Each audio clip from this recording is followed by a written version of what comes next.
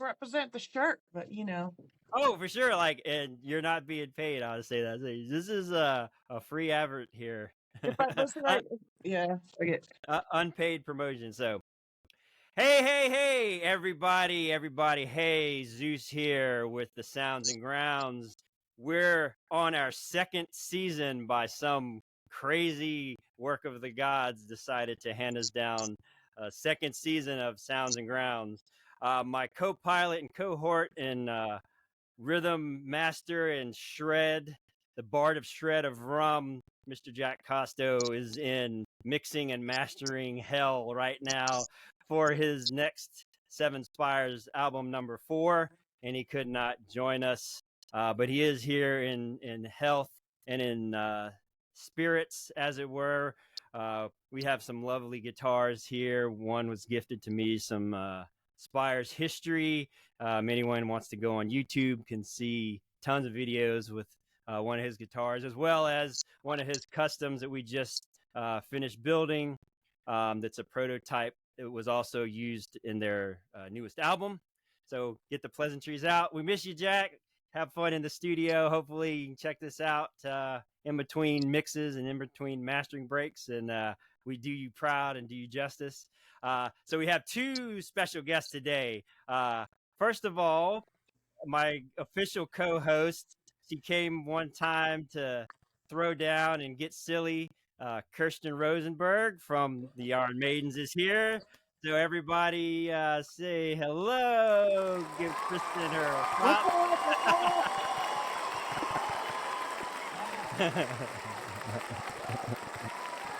Wow, that's really long. Holy cow, that's a lot. That's a lot of cheering. No, it's not. It's not enough. Okay. It's hard to want that to follow me all the time. I mean, it can. And wow, holy cow.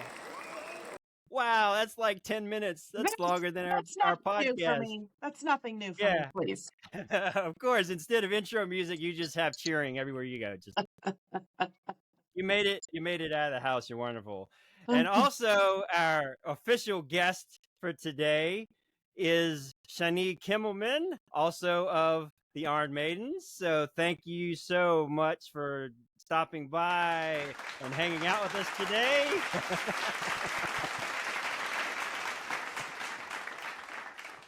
So we do have. Wasn't as good as mine though. Thank you for that. Wasn't it? No, I was like, that's kind of shitty. Wow. All right, I'll get these out of the way. So if anyone hasn't guessed that's seen any of our other podcasts, we are using a brand new format from Riverside.fm. It's a really awesome company. They make this podcasting software specifically for what we're doing with interviews and multimedia. We're going to see how it goes. This is our pilot episode using their software. Please, anyone, give us some feedback. Let us know what you think, if you like it, if it's acceptable, if it's better, if it's not as good as what we were using before, which everyone knows the format we had before. The typical interview, work-related suit and tie, typical software program. Just did some research and wanted to expand a little bit, because one thing we do want to get to real quick is doing a live stream, and the Riverside software is specifically integrate with Twitch, YouTube, Instagram, any live streaming software and app that's out there. It's integrated. So when we get the courage up to do that and be live, we will hopefully have something to integrate. So I just want to do a shout out to them. One more shout out before we get going. We do have an official sponsor today, and that is Taurus Contracting Company out of Richmond, Virginia. Going to have a little yummy iced coffee here real quick. Oh, nice. It's delicious. Lightbringer, of course, is our official coffee, which is the Seven Spires brew.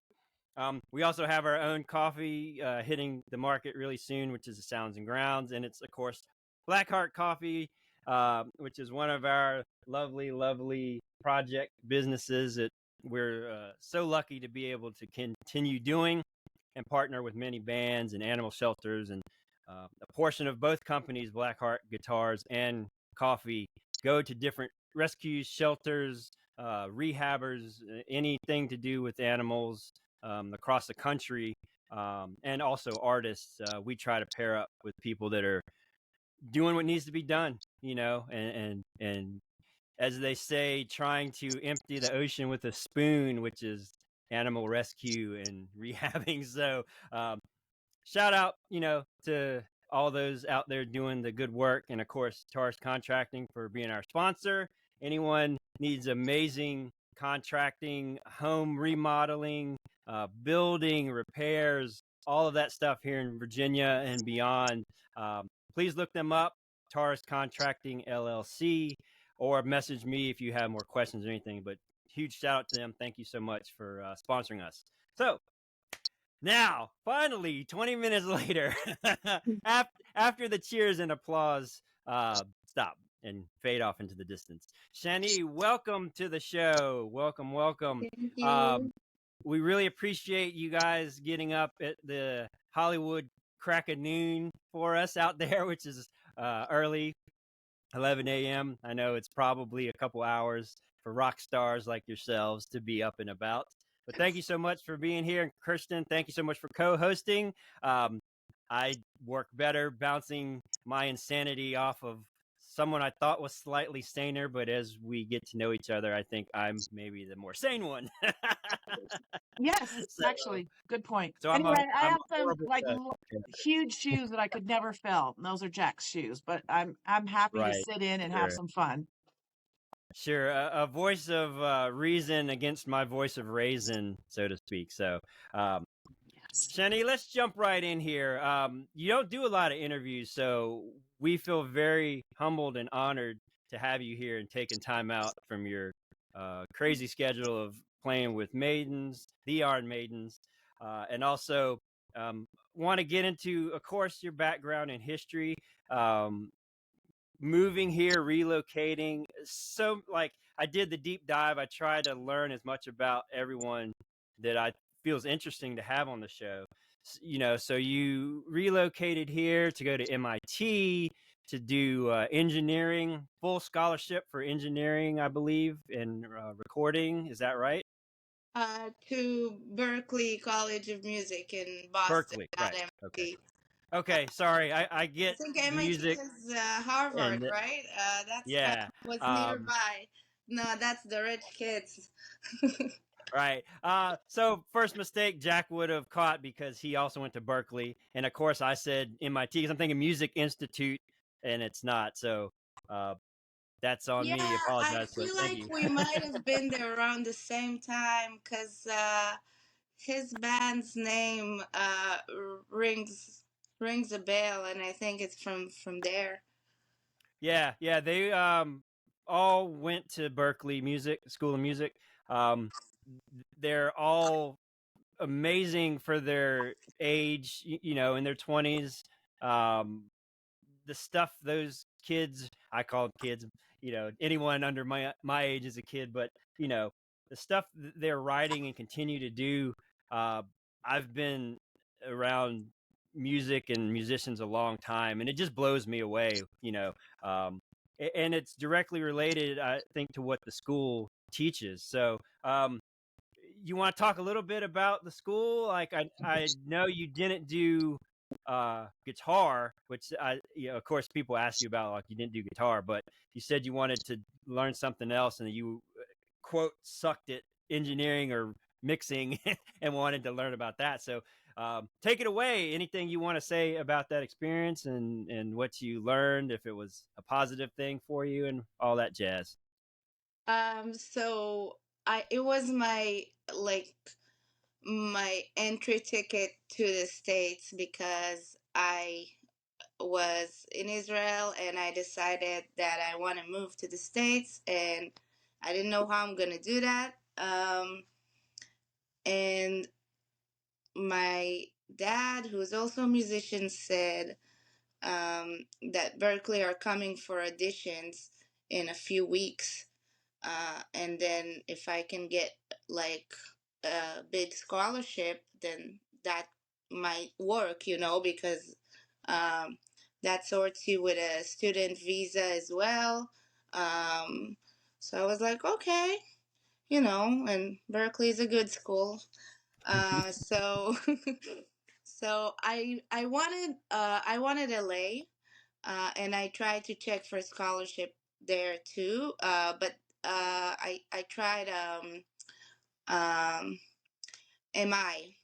But Berkeley gave me a full scholarship, so it was free. So I was like, all right, I'm Wow. coming.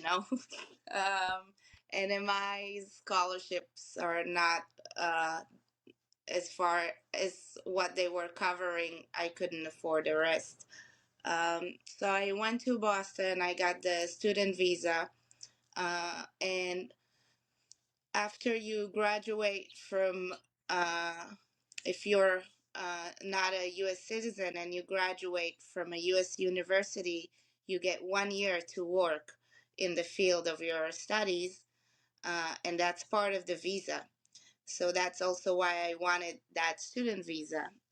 And all right, so found myself at Berklee, started Berklee, and I came there, and they are very much like jazz oriented.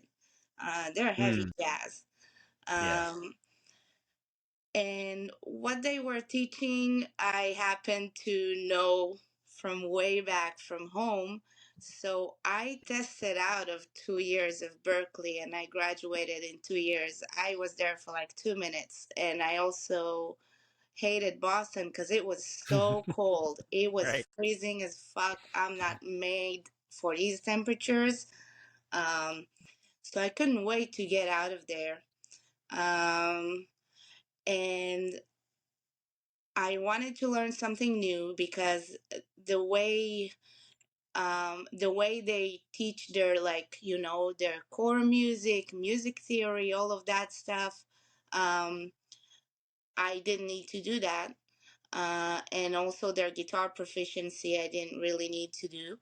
So I was like, okay. And I always loved sound engineering. I was always surrounded by it from a young age. A lot of my friends happened to like dig into it and later become sound engineers. And, you know, even from when I was younger, one of my good friends to this day, uh, he was starting doing mastering and later moved to the States. Uh, and he is one of the greatest mastering engineers around. His name is Mauro Appelbaum. He did Faith No More. He did Yes. He did Ellefson. He did a bunch of like amazing bands. And so I don't know. It was around me, and Yeah. I sucked at it though, because I remember one time at like think probably 22, I tried to mix something, and I actually released it. I put it on YouTube just as is once I was done with the mix, and I took it out the next day. But I didn't even know what's a compressor or an EQ or like, I didn't know anything. Right. So I signed up for sound engineering at Berklee, and halfway through, I kind of realized that my real passion is actually playing guitar. You know, I want to be the guy that comes to the studio and being recorded, and um, and I Yeah. graduated. I finished everything. I mean, I was good at it. I didn't completely suck at it. And I got pretty good as far as things that come to guitar. I'm still not very good with drums, for example. That's something that I've always um, had some hard time mixing, especially when it comes to compression. And so, but with guitars, I'm kind of happy with where I am right now. And yeah, and I just graduated from there, and then I moved to LA right away. Right. And it was nice, you know, the whole experience. It was a little weird because I was 26, so you come there and you sit in class with 18-year-olds Right. that, Sure. and so making friends was not really, you know, kind of hard because you're in a different place in your life in those ages. Um, and it was, you know, so it was what it was, I Right. guess. Your Right. So classmates probably thought you were just remedial and had been held back like for 6 years, you know, so it's okay. Yeah, whatever, Kirsten. Whatever. Yeah. I mean, though, to be honest, like, I don't know how long ago, how many years ago that was, but you probably didn't look that much different from the students, you know. Some of them, like Jack was there when he was 16, 17, but I couldn't imagine. I don't know. It's been so long since I've been to a school or university. I mean, did you feel like that way? Like they sort of looked at you like, why? Like, why is this No. older sister here? I didn't feel like any judgment or anything from Oh, right on. anyone. I'm just saying, like, I personally, you know, didn't really connect Yeah. because I came there for a certain thing, you know. It was just a station for me, and it's a different state of mind than an 18-year-old boy or girl who just left their parents' house. Right. They're going to college. That's their first degree, you know. Some of them don't even give a shit what they're studying. It's just the parents paying the whole tuition. No, that's I'm not saying it is, you know. Yeah. Um, but it's just I made very few friends there, actually close friends that I'm still with some of them in touch, and yeah, but not many because there was, you know, I just came there to study and move on, and Right. not really, you know, I wasn't really interested in hanging out with people 8 years older than me at that point. It's also, you know, you're it was like the first couple years here were still kind of a shock. Right. So you had never been to the States before Oh, you were accepted? I've been a couple Oh, of times. okay. Okay. Yeah, yeah. I have family in New Jersey. Oh, right on. Cool. Very cool. Did you have something, Kristen? I feel like I thought you freezed up. Oh, no. I mean, I'm restraining myself. You know me, I never shut up. So Well, I no. Please don't shut up on my account, for God's sake. now is not the time to shut up. Right. We're not in church, I don't think. It's not a bar mitzvah or anything. Shalom. We're just I don't know. I don't want to feel like I'm over talking and not giving you a spot. So Oh, please, man, it's your show, baby.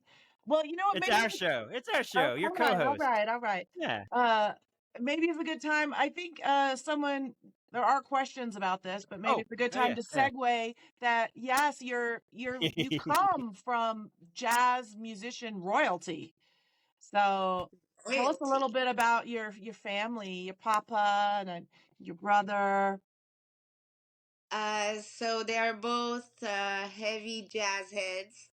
Um, my brother's a drummer. He's 5 years younger than me, and when my brother gets a call for a gig, his first question is there any rock involved? Even one single snare hit that needs to be rocky. And if the answer is yes, he refuses the gig and sends someone else, and that might be my fault. He hates metal, despises metal, and I think he was a few years ago. He suddenly came and he said, "You know, I heard one Animals as Leaders tune, and I was like fine, and I was like cool. But the he hates metal because when he was I think You 7 or traumatized him, clearly. yes, I Awesome. did. That's So great. I would like to tell you about that. When he was, I think maybe 8 or 9, I think something like that.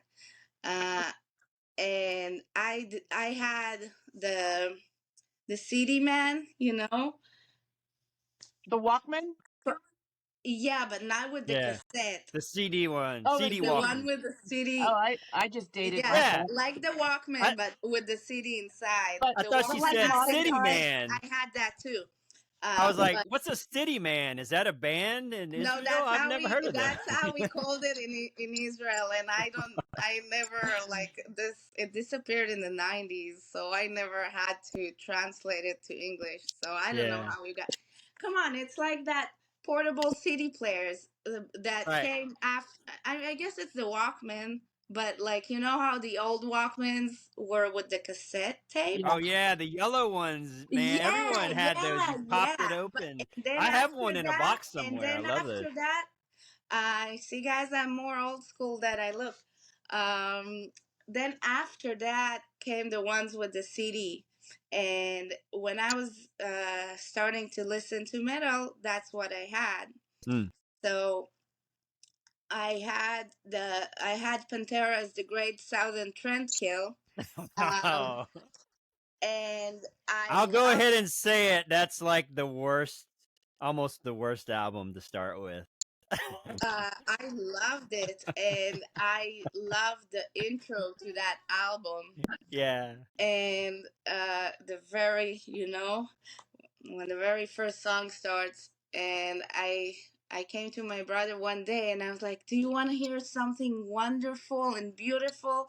And I took my headphones and I put it on his head, and I uh, spun the volume all the way up, and I pressed play, and I will never forget his face changing. It was like happening in slow motion from like a peaceful, you know, face expression to like horror and like I don't know, like just horror, and he started crying and screaming, and Wow. I'm pretty sure that was that. I'm pretty sure that was that. That was it. Um, I mean, that's so fairly appropriate for a young child hearing that album. I mean, the military. I have a lot of friends that are Riverines and ex Green Berets and all the SEAL type guys. They use metal like at Guantanamo, Pantera, Slayer, all of that. They use it to torture, Yeah. terrorists and military combatants. And uh, I'm like, there's like so many worse things to me than those bands. It Oh would be yeah. terrorizing, but Absolutely. if they don't know what they're expecting and the setup is so awesome, it's like, oh, we'll just play you some relaxing they music. I really should want have you to check just this let out. Kirsten sing to them. Sounds like bigger torture. Oh man, shots fired! Shots fired! I'm gonna get you, girl. I'm gonna get you.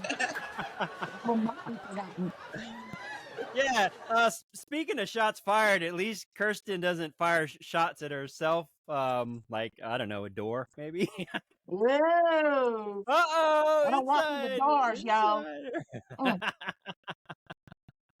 So contact us for more information if you want to learn about the inside jokes, or maybe we'll have some outtakes for everyone if they're enjoying that. So yeah, there were a lot of questions. Segue, like you said, to know your jazz in or family influence. Like, how are you with jazz? Was it the same horror listening to like gatekeeper traditional jazz music, or did you find inspiration? Because like you said, there are bands, quite a few new metal bands, not new metal, but new metal bands, metal core, tech bands, prog bands, um, there's a huge parallel with jazz because the technique required for jazz. I by no means am a jazz-ophile. I like the Bella Flex. I like the more traditional sort of crossover jazz that you can ease into, and it's not Like so Kenny G. chaotic. I mean, who doesn't like Kenny G? Like seriously. Yeah, I'm totally with you. There's times in your life where some Kenny G is perfectly fine. Now the Kenny G parodies that are out there and memes are just as entertaining as the Kenny G. But Shani, did you find any inspiration from jazz, or to parallel some of these questions? What sort of inspired you? Obviously, the Panteras. I believe there's videos of you in a Lamb of God cover or tribute type of situation with guitar. Shout out to Log here in the Yeah. VA. 2 up, 2 down, representing. Well, So do you have a little bit of insight to like let's go point A, B, C from your beginnings, like when you started to, I guess, really your band and your career as a musician happened moving to the States, obviously. I definitely want to touch, this wasn't a question, but I want to touch on the Cirque du Soleil and how you did the one show and how that came about. So please, like, the runway is yours. So walk it, do your thing. Let's hear some of that backstory. I don't see a lot of things pertaining to that wanting to know, but I want to know. So there you go. so just start like from scratch, Well, like some of what kind of motivated you to play? Was jazz obviously a big thing in your household? Was metal like a rebellion? Like, oh, you Oh guys all no, play jazz? Well, check this out. You know, uh, what was no, sort of not at all. the origins for you? So my dad is a saxophone player, and he's also a manager, one of the founders of the Berklee branch in Israel. So Berklee has a school that's actually a branch of theirs in Israel. Oh wow, cool. That's how I tested out of 2 years. Um, and my dad was one of the founders of that school, and he graduated from Berklee way back. And so he taught me, and I played saxophone when I was 7. um so I already knew kind of, uh uh I knew music, some jazz theory probably before I knew 2 times 2. um In uh, jazz, 2 times x equals square cube 17 yellow. um, yeah, so I that was just like in the home, my dad would drive me and my brother to school, and he would do those riddles of like jazz theory, like, when we were kids, and we had to, like, answer in less than a second, like the Mm. buzz games, you know uh and so that, and I love jazz, it's always, I've no problem with that. But when I was 14, I discovered metal. I discovered Tool and Children of Bottom and Megadeth, and I just discovered them because I started hanging out at that time with some new friends, um and they were listening to that. So I was like, oh my God, I was mind blown. But before that, actually, um, a couple years before I met those friends, I was, there was all those, like Kaza and Emule and iMesh, all those programs like Napster where you used to download songs from the internet. Mm. Yeah, Napster was the one here. Have you heard of those I apps, only know Kirsten? Napster. Yeah, Right. maybe they're European, So but everyone had the Winamp player. I saw a meme the other day that showed the little Winamps. Like, if yeah, you you don't could know what this download is, skins and we stuff. can't be friends if you don't know what this is. And I had this, so I had this kind of like a Napster style, and you could download people's music, and you could also go into their folders and look at the bands, like, or whatever things they share. um you could message them, uh and you could download the songs. So I was downloading like Beatles or something like that, uh from someone, and he sent me a message, and he's like, if you like the Beatles, go into that folder of mine. You're gonna like the bands there. So, like, I'm That's like, not a okay, setup. all right. I go there and I go into that folder and I just click a few like cool names that seem cool to me. And I downloaded a couple albums, you know, and I loved it. And for 6 months, probably a little bit more, I was listening to Fear Factory and Opeth and Amorphis, and not knowing that there is a genre called metal, and that I just like, and the Beatles, of course, that was, some Yeah, or we'll let some that whatever. slide. And Yeah, that's an I loved Fear unorthodox introduction. Factory. I loved Fear Factory. And but yeah, so I discovered metal, and that was really, uh I was so excited about it. I was so passionate about it. It did something that listening to jazz music didn't do to me. um so that's It how kept I you started awake. getting into it. I said it kept you What? awake. No, I'm kidding. I'm kidding. I don't know shit about jazz. I'm like y'all talking all this stuff. I'm like the equivalent of someone who didn't even graduate high school when it comes to music. So, no. Carry on. I will learn. you, you should be a singer. There you go. And that's the Well, truth. some, Because I did some try guitar and I sucked. yeah. Well, some people have to learn this stuff, and some people like you have a knack without being taught something. There's a lot to say for natural ability Press that crowd cheering button. oh, you want the crowd? I want some cheers for that, baby. All right, say the last line again. I'll give you your applause. I don't even know what I said. Okay. There- All right. Please hold your applause. Go on. Carry on. Shani, please. It's actually 45 minutes of that, so I'm not gonna let the whole thing play. All right, you go, girl. Carry on. Yeah, so that's awesome. So, like many of us metalheads, you heard something, and I love the fact that it wasn't sold to you as metal, and music shouldn't be. It was music.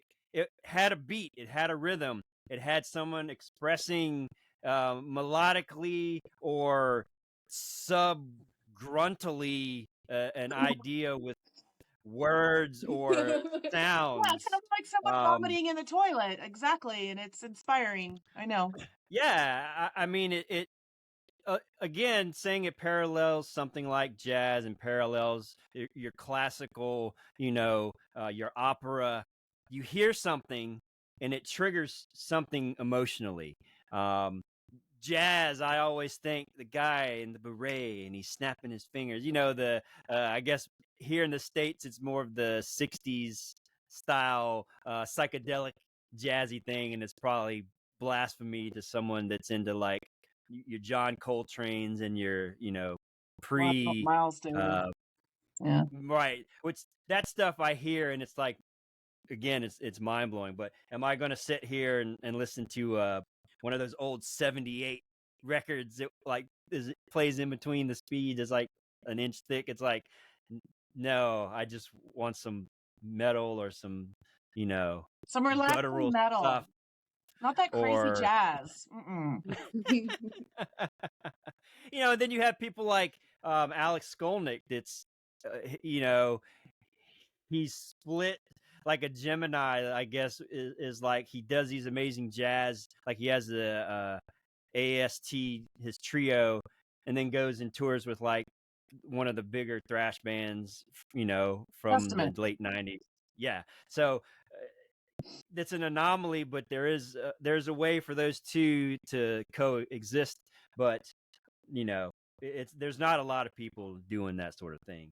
So back to the metal, as they say. So how long did it take, Shani, for you to be like, okay, well, I'm ditching this saxophone. It's not for me. I can't afford like these reeds. This is crazy stuff. You have to change the pads and your mouthpieces. There's like all these things going to it. I used to sell band instruments. So I know the crap. So at what point you're like, what's the guitar all about? Like I want to know more about this, and I'm drawn towards it because obviously what you're doing now with guitar, you have obviously the Iron Maidens is your primary gig, but you have your own EP that you've put out, writing your own songs. There are questions we can kind of stick our toe in this. I don't want to sidetrack from our path, You but I go. do. You lead the way. I have this non-linear ghosting. What am I thinking about, talking about, and then saying, how you came about doing the guitar thing, how you were drawn to it.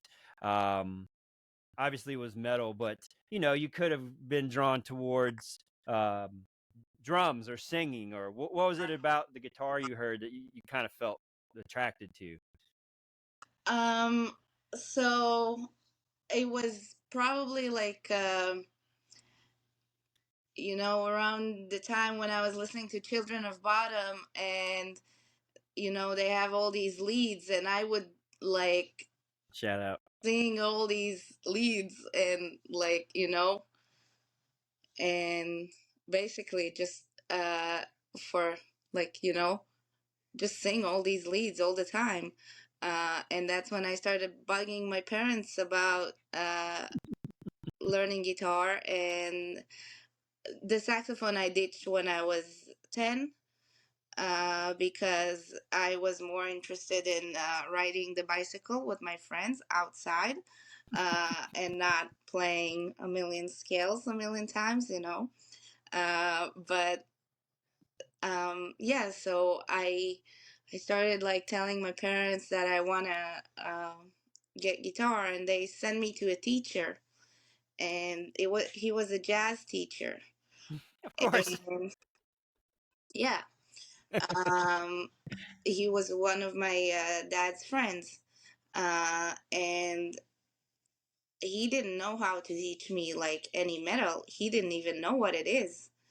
And I remember uh, one of my first, after a few, like I studied with him for 3 years, and the metal parts I figured out myself, I guess. But how to hold the guitar, he taught me. And uh, I remember after a few lessons, one time he told me that he was doing this like lecture about metal for like some high school students at a local high school, and that he needs me to tell him about metal bands because he has no idea like of anything. And I just like told him it exists like last week. So I was like, oh, here you go. You're like Therefore, he's very prepared to have it. qualified. I was the teacher for that one single Yeah. time. It's like the clouds open and the angels in the background they start singing, and it's like, let me show you what's up. We can get down and dirty with some metal. So what did you give him? What I could guess your top three are probably Children of Bodom, Megadeth, and a third one I would guess Would be maybe Tool. Pantera. What's that? Well, yeah, at that time Oh, Tool. Pantera too. Tool. I Yeah, think yeah. these guys were like the four main ones at that time of my life that I was listening to a lot. And yeah.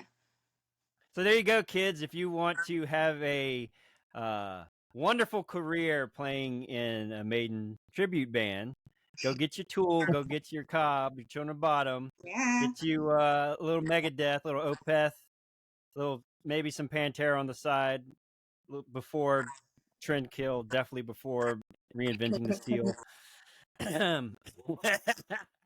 Dropping the hammer. Shani, you know But I there you go. played the French horn, right?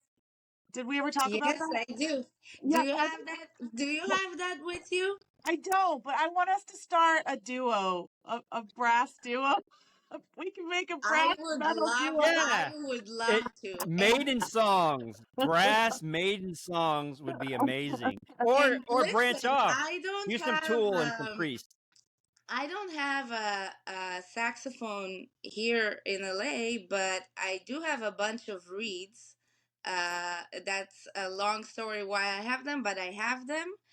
And I just got accidental refund from Amazon. Uh, so I'm Quiet, very, don't tell yes. anyone. Please cut that part of the editing. I don't want them to Right. take it back because they accidentally gave me back $150 twice. So uh, you know, I'm down to order a saxophone, and like let's do it. That That would be that amazing. actually is motivation for me to pick it up again because I think we'd have a blast doing that. It would be so funny. Oh my god. Coming to a coffee house near you. It might get us like it might be like turn out bigger than the Iron Maidens, you know? You never know. We could be like those chicks playing like metal on the harp and shit, and Yeah, or like or whatever. Apocalyptica, Brass Against is a big one. They've got they do some amazing Tool covers and things like that. But a lot of people, Shani asks if you do have one EP out.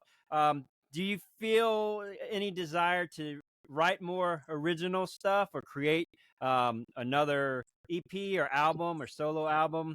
No pressure here. You're not being job reviewed by anyone else in the interview. You have job security, but Maiden is a lot different from, it seems like, what your influences are and what started you off. Do you feel like another Kimelman album or something more original is in the works for you, or what's your long-term goal Yeah, there? so I've been wanting to like release a full-length album since I released that EP basically. And I just never get to actually sit on my ass and do it all the way, and I have a bunch of tracks that I started and left aside. And I actually this whole past month, because we've been kind of winding down the in January, so not any shows, and I had the time. I started working on one of the tracks that is pretty much done. Just needs the whole there is a finished sketch and just need the whole production. So uh, and I sit down and I write some new stuff sometimes, but right now I would actually like to take some of the older stuff that I wrote, and produce them and use what I learned with the production to do that. Right on. So I've Yeah, been working on it, but I don't know. Like I'm planning to do it, and to release it, and because it's been like 5 years since I released that EP, and that EP only had like 3 tracks. Um, I'm thinking, should I like release it singles? Because I know myself, I'll release one single, and then you won't hear from me again for a while. right. So, I'll see what happens with that. Is that real? That's I random. No, like the doll. that's a I moved CGI my orange sherbet. We are all cat lovers here. I mean, you had me. I Oh was yeah. looking for some music. oh You must redo Space Cats. When I saw that was one of your songs, I was like, all right, we're gonna find out more about getting her on the show. That's so awesome. And you do have a cat, Tootie, right? yes, Tutti, and he's my baby cat in Israel, and I also have here Steve and Kevin. Uh, Awesome. I Shout out to Steve and Kevin. What's They're up? very cute. I can go maybe search for him. He might hang out for a second. Right Um, on. and but Tutti is my real baby boy, my real love. And he's 10 years old, and I left him in Wow. Israel with my parents when I moved here, and I every time I come and go there, he actually cries. He's like so attached to me, and Wow. I've always been a cat person my whole life. I've always had cats. I had actually a couple dogs, but I was a kid, and I've had so many cats. He's the most unique, unusual cat I've ever seen. Uh, and I got him. Uh, I was my neighbor found him in a trash can, Mm. and brought it to his place. And he knew I was looking for a cat at that time. That was 10 years ago, and you can cut that part later if it's too boring. Never. But No, won't cut he anything. asked me, "Do you want to come pick up the cat?" And he said, "I found a baby cat." And I said, "Yes, I do, but I won't be home the whole weekend. So let me come like tomorrow night and pick him up because I can't come and leave him in an apartment with nobody. He's too tiny." Um, and then the next day, I get back home and I call and I'm like, "Can I come pick him up?" And he's like, "No, he's at the vet. The pit bull ate him." He had a pit bull, Uh, and the pit bull ate Tutti. And okay. 3 weeks later, I get Yeah. Tutti in a full body cast. He ended up being Wow. totally fine. The pit bull missed like half an inch from his head, and did not kill him. He turned out to be totally fine, beautiful cat. You Holy know, cow. yeah. That's crazy. I thought the guy was joking, and it's like that's a terrible I joke, thought but he so was too when serious. you said that. Wow. I thought so too. That you hear about stuff like that, and I've had multiple pits. I do volunteer work with some rescues and shelters, and all of these bully breeds, they get these bad raps, and it's hardly ever the animal's fault because people first of all should never have a kitten and a full-grown pit that's never seen that particular animal, that maybe has never been around cats at all.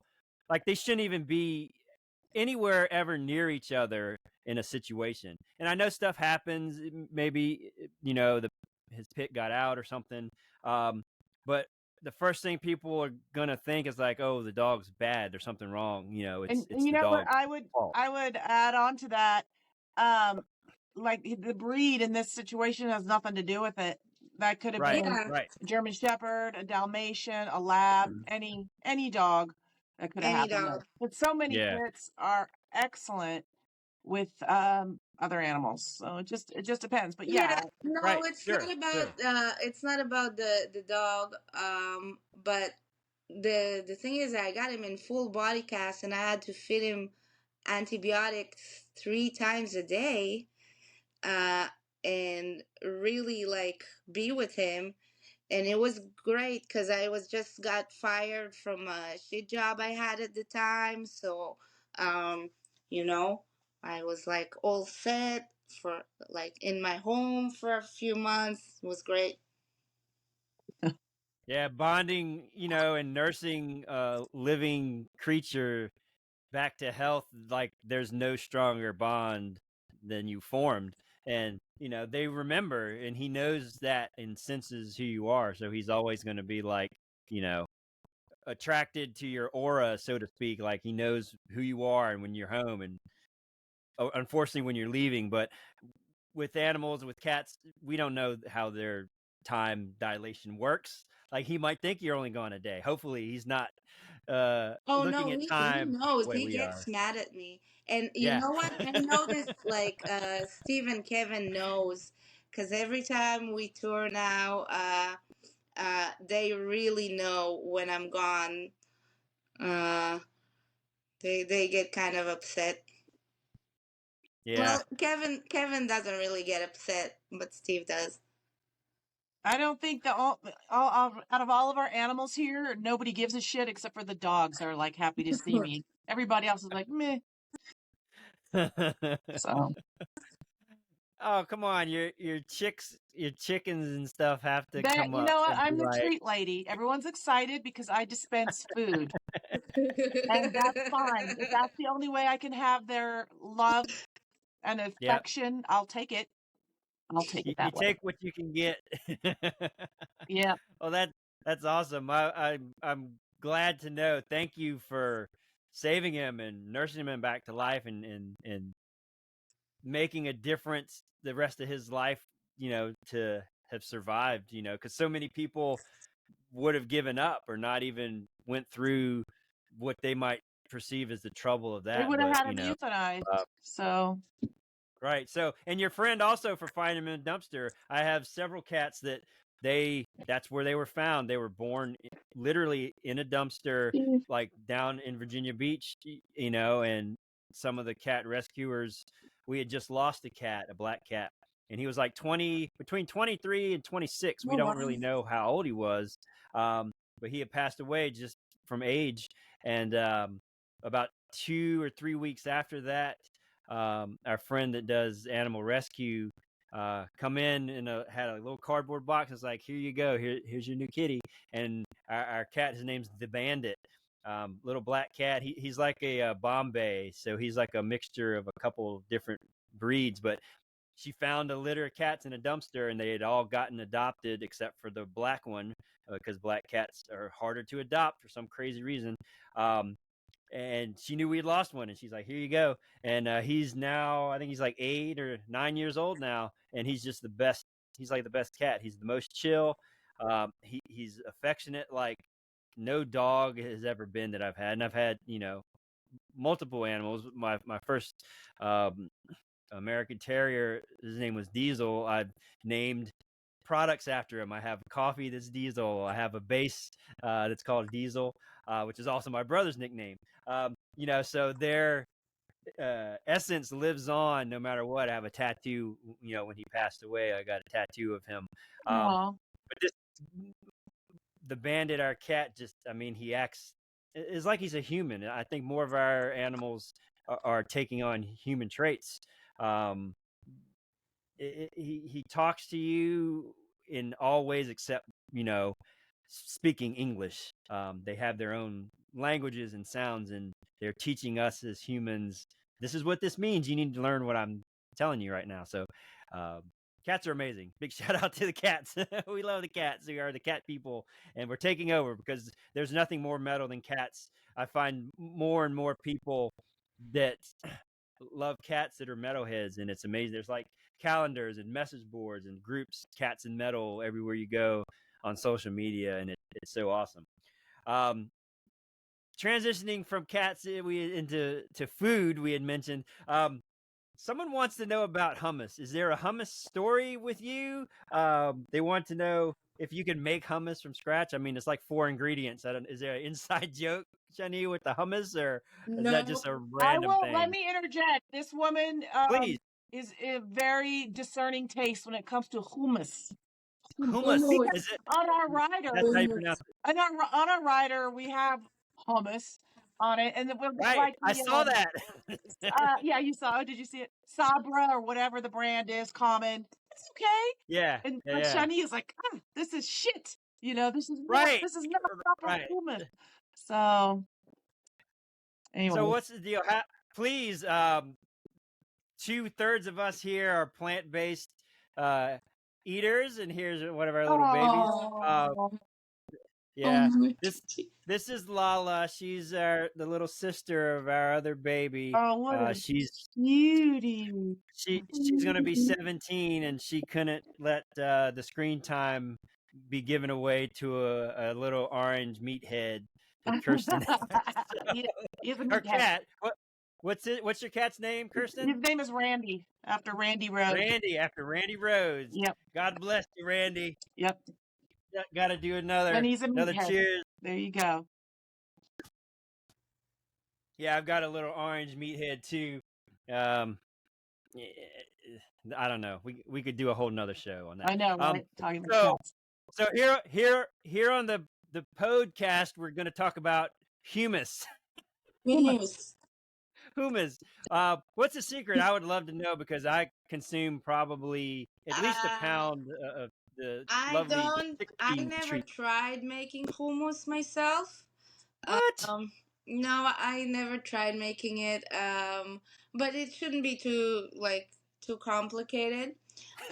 That's what they all say. Anybody can do it. But it's just I guess it's like a cultural thing also in Israel, that first of all, real hummus is not in a box. It's freshly cooked that same day, and and it tastes completely different. So there is that, and also, I mean, there's just like better hummus in general is being made by people not from this continent. Well, sure. So, like, many I think things from this continent aren't made well. I think there is a different area of the world that sure. that's their strength. But yeah.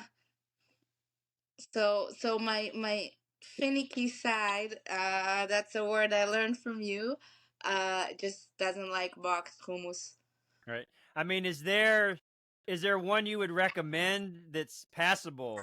Because not everybody can go to No, none of it. So you'd rather except there's a good like a restaurant that makes it in LA somewhere, or North Hollywood. There's a bunch. There's so many. You'd have to go to a restaurant. Right. And there's a bunch, and also there's a bunch of like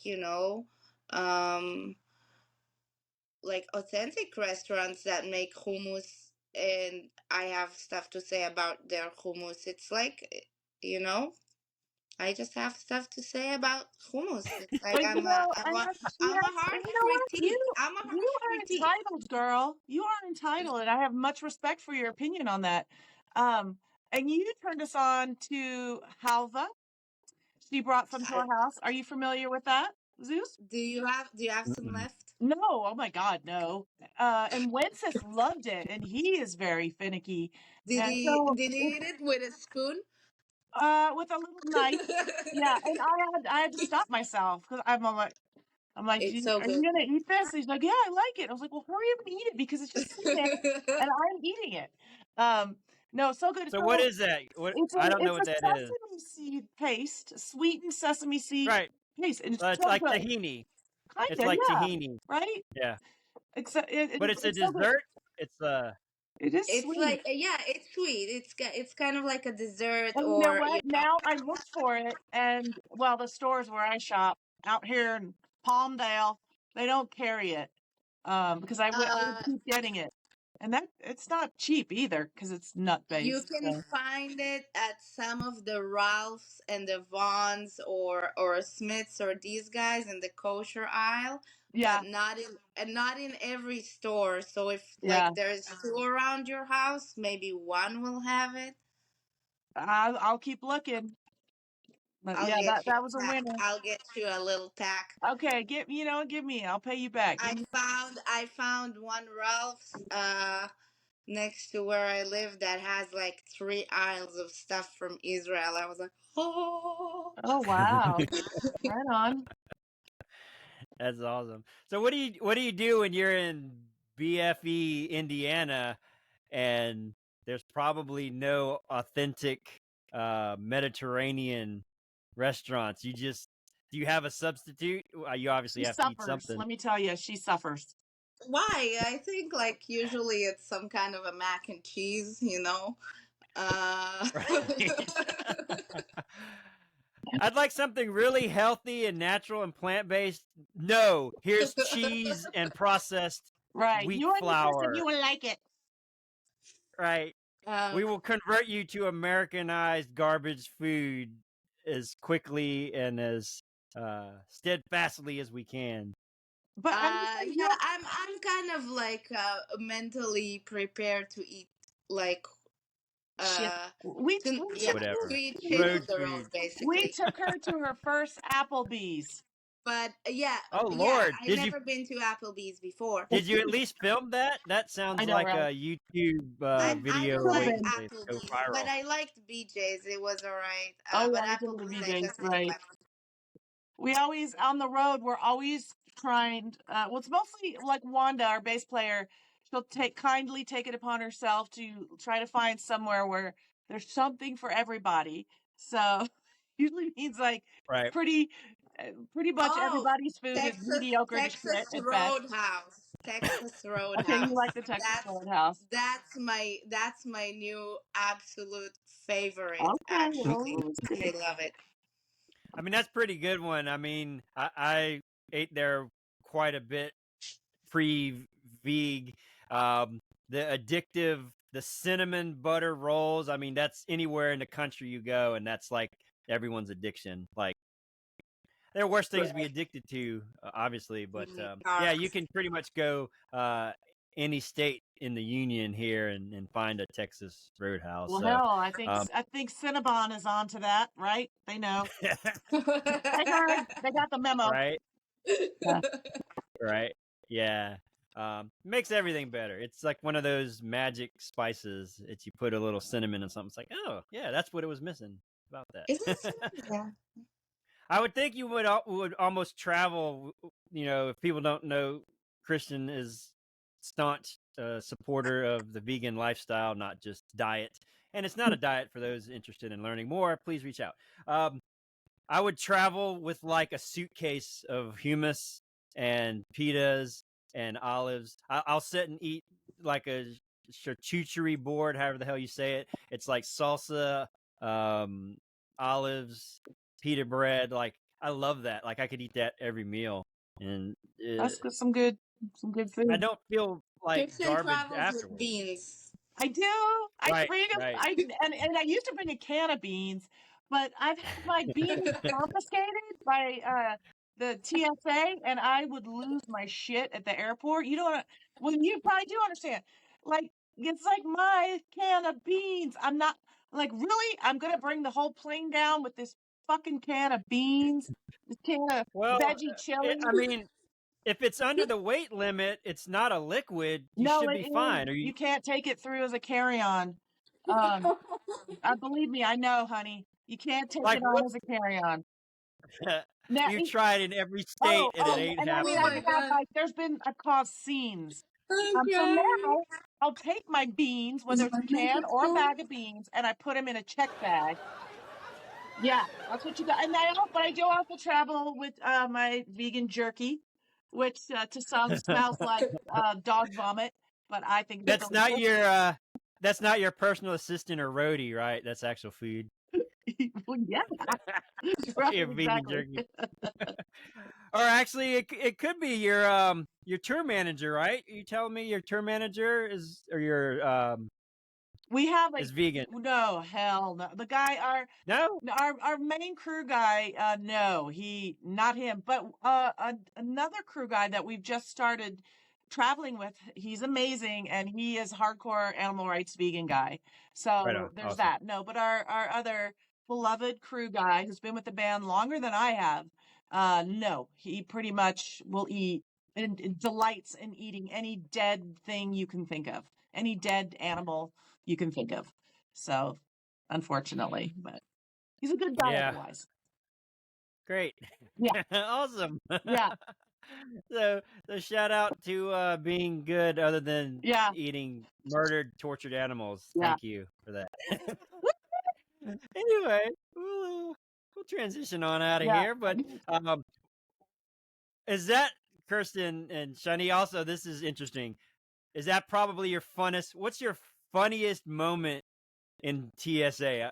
I don't think you get funnier than getting like a full body shirts and cavity penetrated for beans.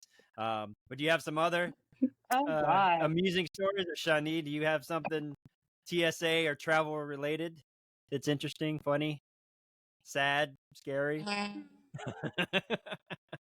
I'm trying to think. We had our last after New Year's when I tested positive for explosives. Oh yeah. Oh yeah. So wow. she catches up with us down by the gate, right? And and it's a very crowded gate, you know, and she loudly proclaims as she laughs out loud. She's like, "What do you say?" Like, explosive. I just caught the eye of all the people sitting around us who looked rather alarmed at that. But you know, it's kind of like those. Thing. They actually thought you had explosives, huh? Yeah, because of the confetti guns the night before. Yeah. They had the powder on it. And my Axe Effects was on stage. So I guess that was, you know. So we come back from New Year's Eve gig and I go through the security with my rig and they stop me and they are like, we're gonna you know, like, what is that? I'm like, that's my amp. And they see my guitar and everything, and then they pet it with the little, you know, whatever they use there, swabs, yeah, and they put, yeah, with their swab, and they put it in the machine, and I'm like, all right, here we go, it's gonna do the green, and then it does the red, and I'm like, uh-oh, like, what the fuck, you know? And then the lady goes away for a second, and she comes back and she looks at me and she's like, your amp tested positive for explosives. Now I am like, I am horrified because I am sure like a fucking SWAT team is gonna jump on me like right Oh my now God. and like neutralize me and my amp, you know? Because that's how it would be in Israel, man. Like Yeah, they don't mess around. Oh yeah, they don't mess around, and Yeah. I'm sure like no way. I'm like, I'm not gonna get home today. No way. They're gonna take me to a side room. This is like, that's Guantanamo shit right there. Like and now you would be they all nowhere. do the TSA. They all got TSA pre, so I'm alone. They already continued. I was left alone in a battlefield, but I don't want people feeling sorry for me, right? But anyway, the lady goes away and comes back, and then she's like, okay, we're gonna take your amp and we're going to put it in line with all the people and scan it again. And I'm like, okay, all right. I mean, I'm an explosive guitar player. Let me show you some riffs. I guess I mean, just in case it's a bomb, let's just put it next to all the people. And yeah, I mean, Fractal is the bomb. It is. But is it a bomb? And then she's like, and I also need to like pet you all over. I'm like, okay. And I had like 3 jackets on. I'm like, do you want me to remove one of my jackets? She's like, no, don't take off anything. I'm like, okay, do you want? There's gonna be bombs everywhere. Do you want to go to the side? And she's like, no, and we're just standing there in the middle with all the people, and she's filming everything. Then they tested the Axe FX again, and this time it came out without They explosives, so must they have let me wiped it go. off with their wiping. Yeah. And yeah, so 40 minutes later, I get to the gate. I see Kirsten. Wow. And I'm like, You're all hey, so giggling and happy and the dancing. And I had to be like, oh, she's kidding, folks. She's just kidding. It's a joke. It's okay. Wow. Yeah. So Kirsten, you all knew what was happening to her, No, or we she got didn't. held up? We did not. We did not. We didn't know. People tend to disperse. Someone goes yeah, over you there, Right. get someone to goes you there. get to the airport, Yeah. you go to the gate, or Right. So it sounds like you need a TM that's got leashes on everyone and like pulls on it. It's like, well, where's this one at? Yeah. Oh, she's in a secret room and they're patting her down. She opens her Right. jacket Yeah. and it's mac and cheese boxes. They're like, what's this? Right. This is C4. What's this? There's Kirsten's cans of beans she's stuffed in your jacket pocket. We were plotting. They caught us. But we have a thing, Shani and I, whenever we arrive at any hotel, we like to go and see what condiments are laying around. Like in the kitchen, if it's a kind of place, well, hotels usually have, whether it's the free breakfast or not free breakfast, I don't know, it's just very comforting to look around and you see what condiments there are. And there was one recently, one hotel we were staying at, they had a little cafe, and the girl working there was excitedly telling us about, we have great pancakes, but except for sadly our pancake machine was broken. And the way she really emphasized sadly, and I just waited a beat and I just said, sadly. And so now on that, we always say, sadly. It was just, she was so heart-wrenching, like, sadly, the pancake machine was broken. But yeah, we like to scope out condiments. I like to come back with strawberry jellies personally. And that's kind of the indicator of the quality of the place you're staying at, is the quality of the that's true. condiments. That's actually Right. really true. It really is.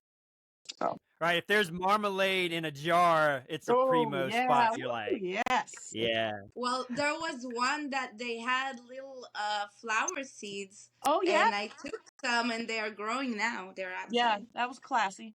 That was very classy. Wow. That's amazing. It's such a refreshing story to hear your tour travels as professional musicians in the Iron Maidens. Could be the first time we ever heard the phrase condiments make the continental. Yes. Oh, we could Like that's how you judge. We could go far more crude and crass, but we're ladies, so we won't Yes. tell all of our stories. No, that'll be part 2. Yeah. Which we haven't even touched all of the questions. I'm trying to combine a lot because a lot of people ask, a lot of the same stuff. So people asked about equipment. I don't want to get heavy too much into the gear side because, again, that could be another episode. So the several people that asked about gear, you're using Axe FX Live, which is the standard pretty much nowadays. If you could have amps, we try to ask this to guitarists and basses. Do you have live amps too, or you just go direct off the Fractal, Shani, when you play? No, I don't. I go direct. But I go out to a cab on stage as well. But the cab is not mic'd, so Right. to the house I go direct. Yeah. Do you prefer going that route nowadays, or would you rather have like the big tube, wonky, loud head behind you? Definitely prefer it this way. I think it's so amazing. It's like carrying a light head, and it's got endless possibilities. Top notch quality. And it's been really. I've had their endorsement for I think maybe a couple of years, and It's been just like a total game changer. Before, I had like a mini pedal board, with some really nice stuff on it. Honestly, like good stuff, but it always sounded like shit. There's always like, you get to a venue, there's some worn out amp, that's basically got any juice in the tube left, and it's just like playing with the axe effects and being able to really dig into my tone and get it exactly how I want it, how I like it, or how, like based on the gear that Adrian Smith is using, so I love the axe. Okay, I have one criticism, girl. Now, All I don't right. know if this is actually this came as part of the unit or it's just completely sold separately. That case had the worst freaking wheels ever. We would roll it, she'd take it as a carry-on, roll it through the airport. Oh my, you have never heard the loudest. I can't even, what does it sound like? The You loudest, like know what? hard I actually plastic have those wheels. wheels. Do you want me to go get them for a second? Oh my The God. wheels that I Well, took well, off. except for now, courtesy of Jimmy, who kindly upgraded for you. He put on like real nice wheels, like true, like suitcase nice wheels. They were like metal ball bearings wheels. Yeah. Can you imagine how loud that was walking through an airport, echoing everywhere? It was hilarious It and was the mortifying at loudest. the same time. It It's was. like a shopping cart. You had a shopping cart road case. Yeah, It like it was nuts. That's clunks. what would be my only critique. Everything else was glorious. Well, that's not the rack's fault. I mean, True. somebody put wonky ass wheels on it. I mean, it's True. 2024. Shit costs money. They had to cut corners somewhere, That and they're is like, true. "Oh, True, let's actually. put 1952 roller skate wheels on this Well, you know what? You guys are $3,000 rack." you That's are pretty just much what I did. well. Oh, you put the wheels on it? Yes. Yeah. No. Oh, I'm Not, sorry. Wow, I just totally talked shit on wait. Did you you put? like an You didn't idiot. put the shitty wheels on. Did you put Jimmy the shitty? put them. No, Jimmy put the good wheels on. No, he put the shit. There was no wheels on Oh this my rack. God. It's Oh. it's Okay. basically it's a 4U rack. That doesn't like. Here, I can. Okay then. All right. Well, then you know what? Alright. Then I'm going to say that Jimmy redeemed Here you himself go. because he So put this good is wheels just on a it. four USKB rack, and I made holes on this side, and I attached wheels. So because it's heavy, and I didn't want to carry it.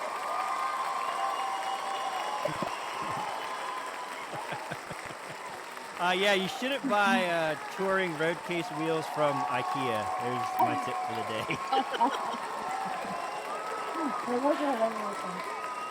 That is. I'm so sorry I talked shit. I thought you bought a rack that had wonky wheels. I 'Cause didn't know I've Jimmy done put the that. first one on.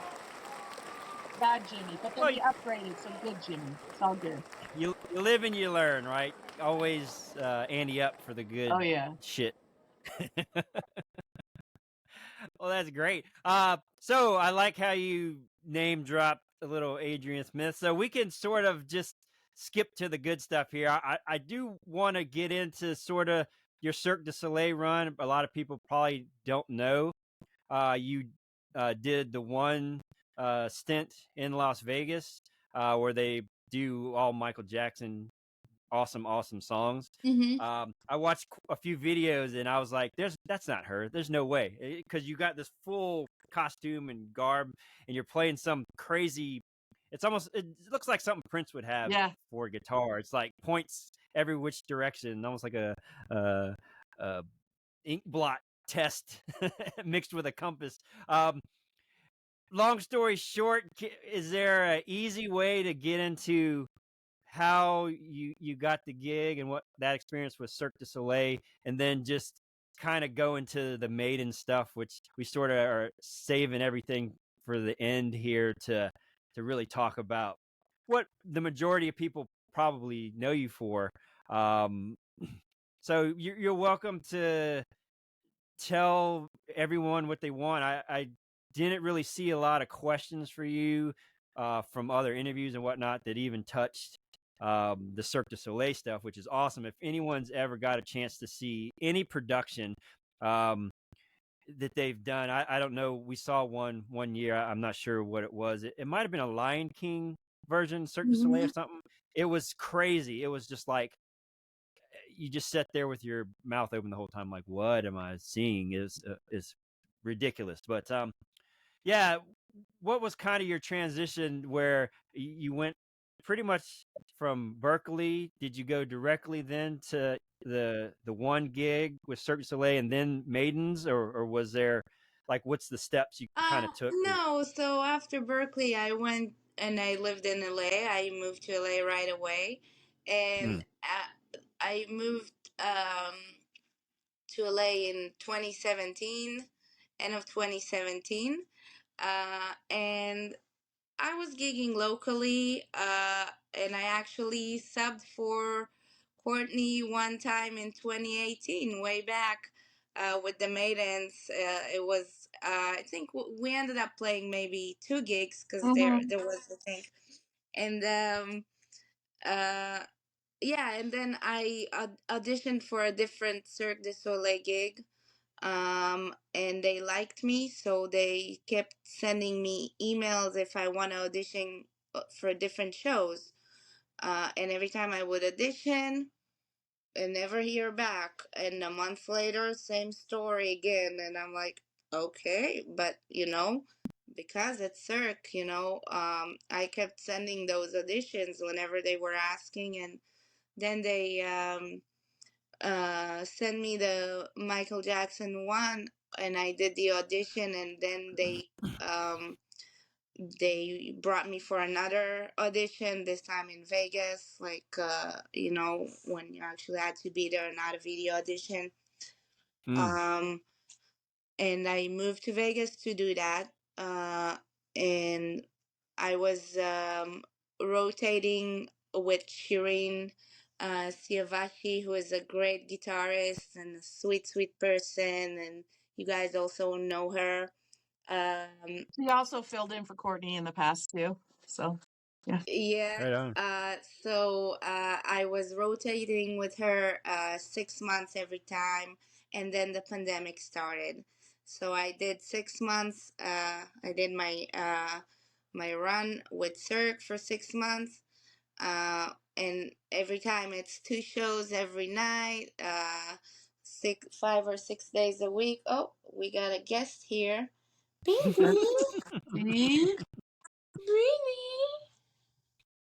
See? Hey, I have Uh-oh, here we poo-poo go. pillow. Is that your poo-poo pillow? Oh my God, is that Steve? Stevie. Hey, Big Steve. Welcome to the show, buddy. My dog's name is Steve, and when I said that, they're all looking at me now like, yeah, we're over here. Right. For Steve Lukather, right? Yeah. I remember that shit. Oh, look at that face. Or, Oh, he's so if handsome. it was me, his name, it would be Steve for Steve Vai, but both equally great. Much respect. Wow, that's really cool. So the pandemic hit. Obviously, everything stopped for everyone. Yeah, and after that, I stayed in Vegas for another year or 2, but I didn't go back to Cirque after.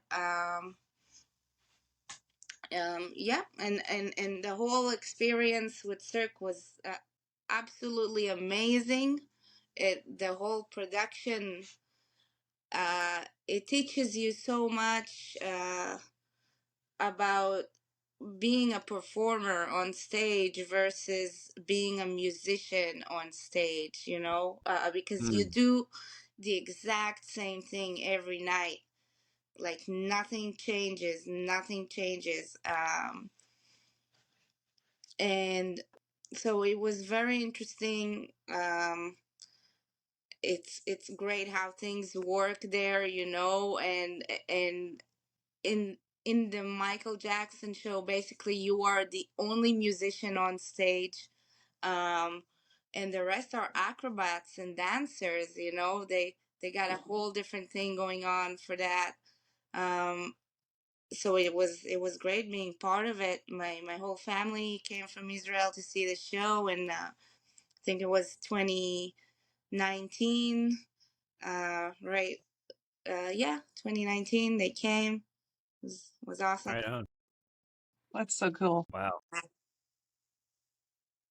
So do you have were you a fan of Michael Jackson before? Like, was it difficult kind of going into something obviously isn't metal, but the guitar playing from Eddie to Ornthani and all that, Jennifer Batten, there's tons of guitar there people don't realize. Was it tough for you to kind of jump into that, or you just sort of handled it because you're a pro? I love his music. He has some beautiful songs, you know, and I love some of these stuff. Obviously, he has some of the best guitar players in history that played with him, and you know, Beat It is an amazing, great solo. Although I don't really want to play it again anytime soon, but like. You know, I love his music. Of course, he is like, I think he made history in music. You know, just like the Sure. Beatles or Madonna or. I love his music too. It's great. Yeah, like when I was a kid, I had like Thriller and like the double platinum Kiss Alive or whatever. Like it's like that's what I grew up, you know. That's what I had is like those two, and you know some Duran Duran. I think even had some John Denver. Like good music is universal. Good music, you know, is good music. That's all. Yeah, it doesn't matter the genre. It's Right. like if it's good, yeah, you'll gravitate to, especially as a musician. You know, I'm nowhere near. I say the word musician very, very loosely, but you understand music and how songs work and how notes and melody and stuff. So if something's good, it just sounds good to you if you understand that. I think a little more than the public, because there's some stuff that's popular that people like. It's like that's not musical at all. Like who likes that? But it's to each its own. I've learned very much so not to judge things. If I don't like it, I just like it doesn't ring right for me. Just like with Shani's brother, like metal scared the bejesus out of themselves. No pun intended. Sorry. But you like what you like, you know, so that's totally cool. So with transitioning here to the Maidens, how did that really come about? You had played before, so it was just kind of like, hey, we need a guitarist. And, you know, Kirsten, you could probably maybe say from your end, yeah, her name was like known in the industry. It's like, oh, well, here's, you know, obviously you have to be female to be I was like, oh female yeah, Shani tribute band. Kimelman. I will not play with that bitch again. But you know, You're supposed to tell me when you're gonna swear so I can like cut it out. I'm sorry. No, we'll get it in post. Like, for guitar players, like I guess you know, guitar players know guitar players, and they know good guitar players. So that, you know, I guess it was really through Courtney that Shani entered our world, our universe, and which, you know, we're eternally grateful for that. But then when Courtney decided to move on, I mean, Shani's name was, you know, number one on the list, and we're so lucky that, you know, she's been available to play with us. And I gotta say, I have so much fun playing with you. We have our little things on stage, things that make us laugh. Yeah. I have to tell the one little story. Okay, so the song "The Prisoner," you know, there's a partner that goes like, "Fight to breathe." It's tough, you know, whatever. And one day Shani said to me, she's like, "Is he saying Febreze? Sounds like he's saying Febreze." And from that moment on, now literally anytime you play that song, and for me, it never gets old. Maybe it gets old for you, but for me, like when that part comes up, I always go, you know, I say Febreze, you know, I say that part because I think people will hear to breathe, you know, unless someone's like, it almost sounds like she's saying Febreze. It's really weird, you know, but it's stuff like that. We have so much fun, and I like to try to I like to try to surprise you on stage, like Yep, like yep. she's like, soloing or just, concentrating, and I'll kind of like try to creep up and then start singing, and I'm like right up on her. She catches me a lot of times though. Fun though. We make ourselves laugh. And it's a joy. Everyone loves her. The crowds love her. So it's Continue. Go on. yes, okay. No, enough about me. Let's talk Yeah, about me. exactly. Oh, my cheeks hurt from Yeah, laughing. that's how we go about our It's crazy. It's so awesome that you found that person because having to replace Courtney, who again, she's not replaceable. Let's be honest here. Much like, God forbid, something 20 years later, and Shani decides to do her solo album or move on, she won't be Oh, replaceable. we'll Like when put you the find that kibosh on person, that, let me tell you. right, yeah, is in your contract. Like, Right, no, you go nowhere. You're gonna get Jason Newsted. It's like, nope, can't do it. Nothing. That's right. It's right. It was like our other guitar player, Nikki, who, her solo stuff is just blowing up right now. And we're all like super proud of her and stuff. But, at the same time, I'm like, girl, you never leaving. We're going to keep that leash on you. No, but with these youngins, man, they're peacocks. You got to let them fly. Right, you gotta let them fly. You know what I'm quoting, but Yeah.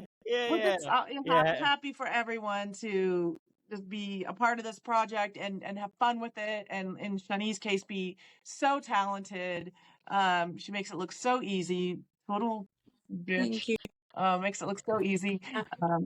Yeah, no. So She never has to practice. Oh, I practiced Eats like garbage crazy, food. and I shit myself the first, like, probably, especially way back in 2018. It was so hard for Right. me to play those stuff live, and but actually, when I was in Israel, probably around 16 or 17, I was just starting on guitar. I remember myself sitting in my room, watching YouTube videos, and I was watching a video of the Iron Maidens playing that club in Reseda. What's that place? Paladinos. Yeah. And while you guys were playing Trooper with Marco Miniman, and I was a Mr. Big fan and a Racer X and Paul Gilbert fan, and because Marco Miniman and Paul Gilbert worked together, so I was kind of that's how I guess I kind of stumbled upon, and that's how I heard of you guys. That was like many years ago, past life. Way back in the day, as we say. And I'm so happy I get to play with everyone now. And I couldn't play those stuff at first. It was so hard for me. Like, my right hand was always a little bit slow. So rhythm stuff is not is challenging for me, and I put a lot of work to, especially in the recent years.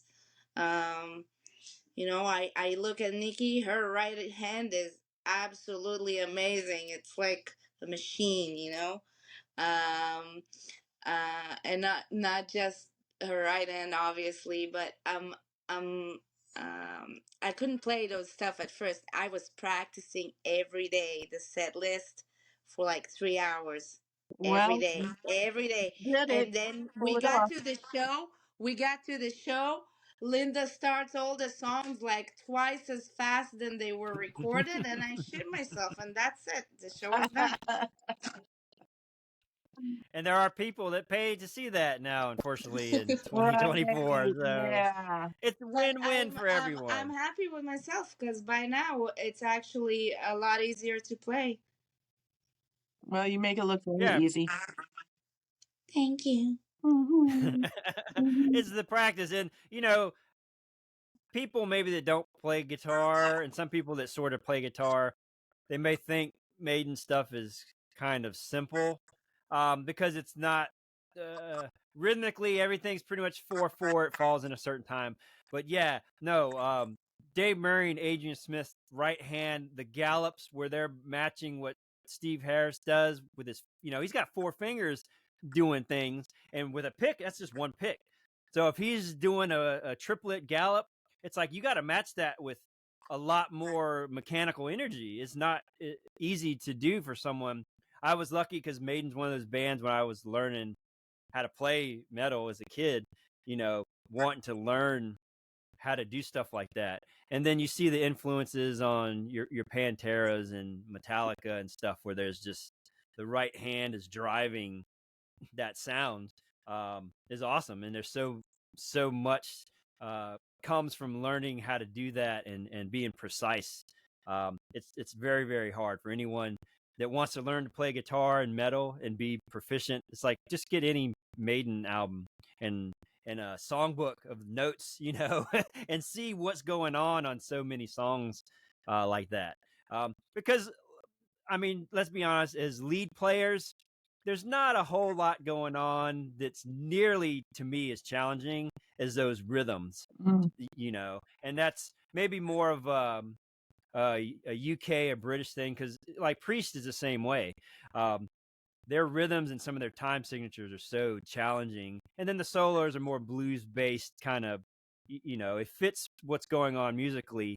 But yeah, it's like back in those days when they were writing these songs, and like Sabbath too. The rhythms to me are more exciting, and they actually are the solos. Like the riffs of the songs are the solos, and the solos just kind of like, like the bridge of the song, or it's not really.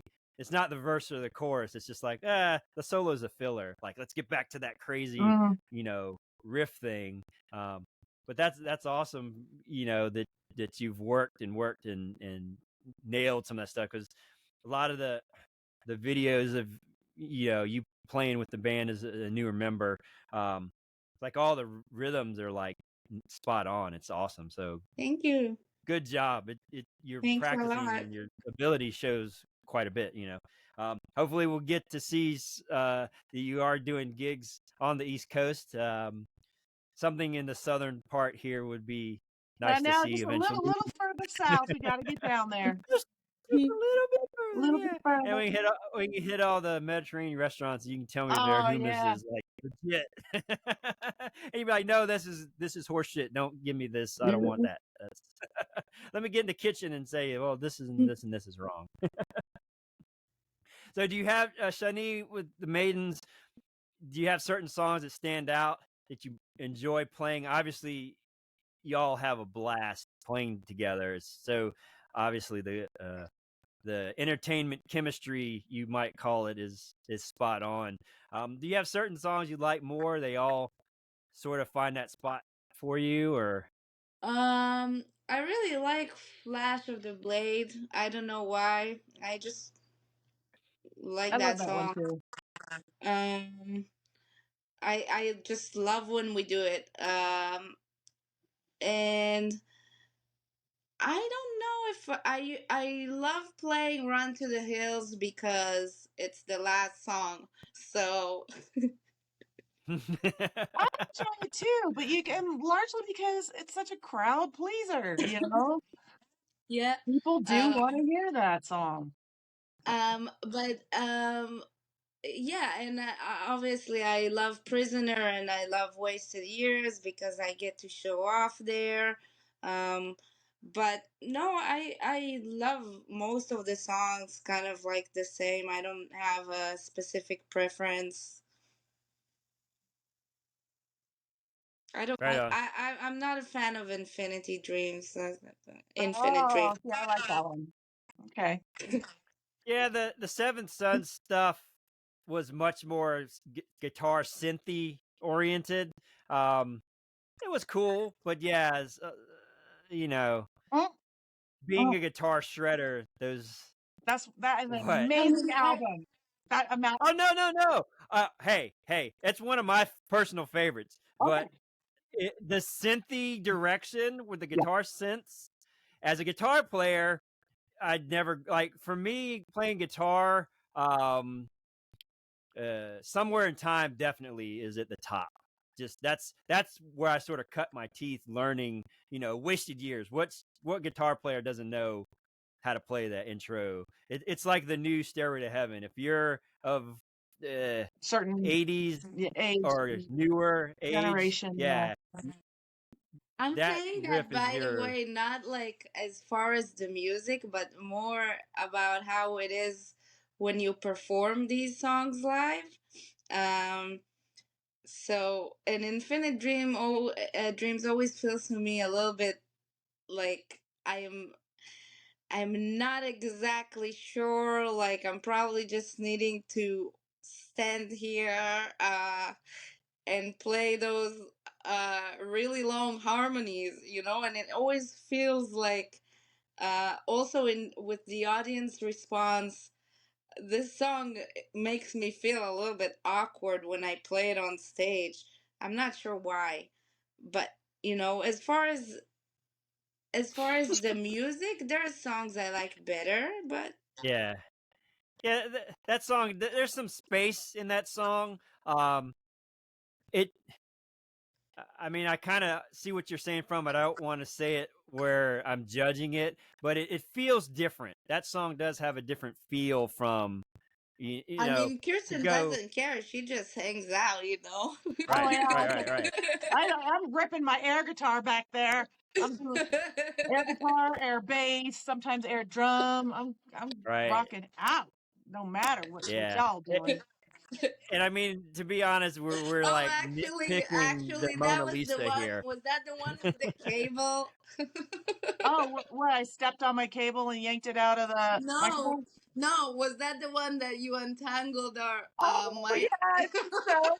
Oh, so she was on a cable and I was on a cable wired mic, and I had gone over to her stage to mess with her on her side.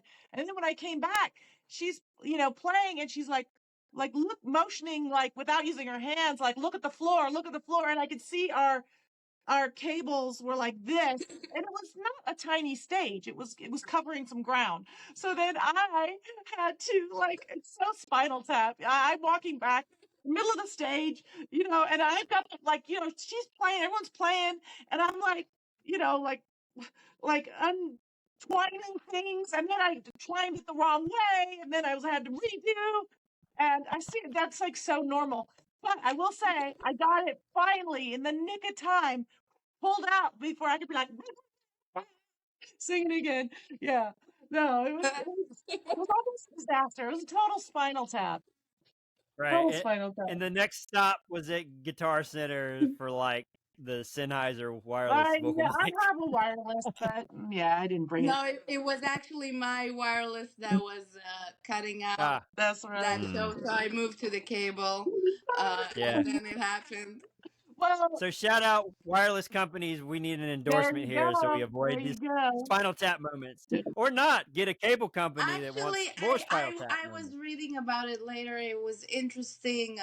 That's kind of like a nerd talk, so I don't know who is even interested about it. But most A lot of wireless us. most wireless units now are 2.4.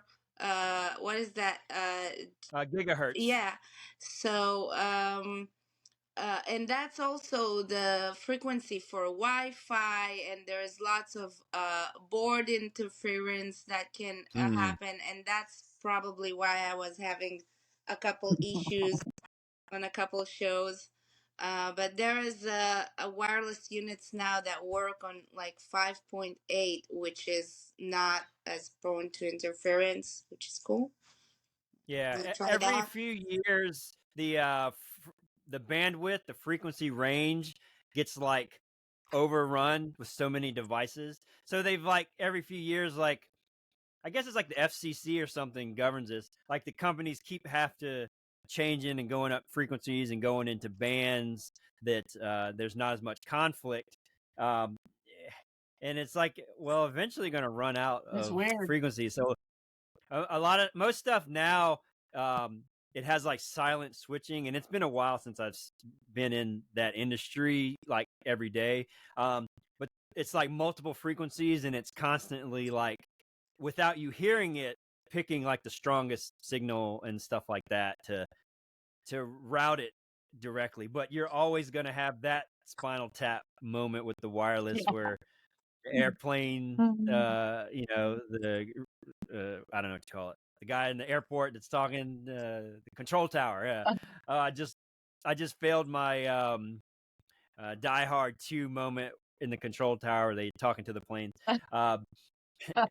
Like, you're always going to have stuff interfering. Like where I live near an airport, so like our Wi-Fi just drops out when certain planes fly over because they have devices, so someone can't interfere with the fly-by-wire and the transmissions on the plane. Certain planes, when they fly over, like our Wi-Fi, you know, you want to protect cuts out. from those same people that have a can of beans or explosive axe effects, you know. Right. Yeah. Yes. So make sure your confetti cannon doesn't actually have gunpowder in it. Yeah. Promoters, please. Oh my gosh, that's insane. I've had a lot of fun. I don't want to feel like I'm cutting anyone off, but this has been so fun, and we didn't even scratch the surface on topics. I'd really like to do a part 2 of this with y'all, because we're almost 2 hours, and out of at least 20 questions, we maybe hit like 8. There's just a lot of things people like to know, and it's, you know, they're legit questions. They're not like stupid, or I don't know how stupid. What's your favorite jelly? Or, you know, why do you do this, that, or the other thing? A nerd question session would be cool, talking more about technique and guitars and theory and stuff. But, you know, if people have questions, they can just go see you live and maybe pay for a meet and greet, and they'll get a moment to interact with you with specific questions and things like that.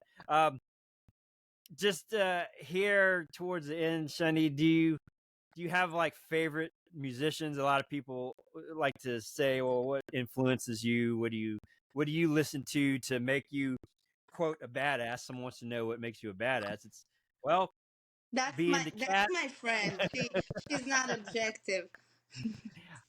Oh, I don't think anyone's really objective, but it's a legit question. You know, I mean, you're a badass to many people, be a male or female, that get to do what you do for a living is badass. Let's be honest here. Kirsten, you're the same. Like, who Did you gets just to call me honor a a band? That's What's that? Did you just call me a badass? Yeah, I'm fat. We're allowed to call each other that. Weren't you in Fat Club? The first rule of Fat Club is you don't talk about Fat Club. Unless you're fat. No, bad B. I'm messing with you. Although badass Bird. would definitely apply, but I'm just joking with you. I know. I was going, the cats are messaging me. Man, Cats is more important. They can wait 5 more minutes. So, oh wow, there's like so much stuff we need to get into. I wanted to do a quick name drop with David Ellefson because he's an awesome person, human being. He got a shit rap from the name I will not mutter because I have zero respect for someone we're not talking about. But I met Dave several times. Opened for his band. He had a band called like F5 for a little bit when his first solo stint when he was doing his own thing. I was team Ellefson all the way through this past just shit show that happened to him. He was one of the first guys that gave my band like an endorsement. He was a A&R rep for PV for a while. Super guy. Just I wish the best for him and everything, his endeavors. He's better than how he got treated by his corporation. He didn't break any laws. He made some judgment calls that weren't the best, but I can guarantee you there's 1,000 worse things people have done than him to get run through the mud. So I just want to say I'm on his side, and I thought it was very cool that you got to work with him on a project. If you want to do a quick little rundown, like what was it like for you? How did that all come about working with Mr. Ellefson? It was absolutely amazing for me, like unbelievable as as a Megadeth fan, and and it was I was during the pandemic when it started. I had time, so I started posting videos, and I posted a lot of Megadeth covers. And I always covered Marty Friedman, just his solos. Yeah. And I remember like Dave once he saw the videos and he told me on Instagram, dude, I know the original person who made up these solos, and he's an alien. And I watch you play it, and you're an alien too. And that was like such a huge compliment for me. Like that was like, oh my god, like Right. uh, You're like, okay, I know this isn't really Dave Ellefson, but I'll take the compliment and stuff like that. um, and then a little while later, I think maybe a couple months later, I get a call from him, uh, and he said that he was doing the No Cover album, and if I want to play a solo, and I'll be trading off with Mumblefoot and Andy Martingale, which are insane. And I'm like, sure. And I'll just, try to play the fastest solo I can possibly come up and record. And that Right. sounds like, very long notes compared to what they were doing there. But it was so nice to be there, with insane people like, Andy Sure. James and uh shit. I have some names that just ran away from Right my on. head, but Yeah. there were some amazing people there. And it was such an honor to be a small part. I just recorded it, sent it to him. It was mixed later, and then my friend Mo mastered it. So he gave me a call a few months later. It was like, hey, saw your name in the credits. All right. I was like, well, that's And cool. You get the. and Dave is such an awesome guy. Um he was driving to LA sometime during the pandemic too. Around that time when when I recorded a solo for him, he was driving to LA.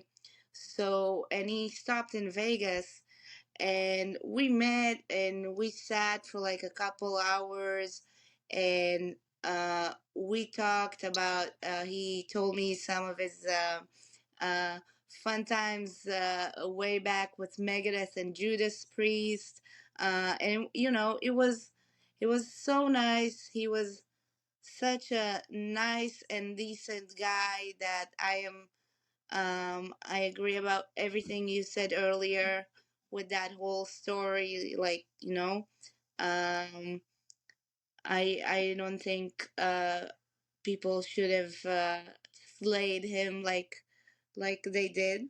But working with him was absolutely great and professional, every way.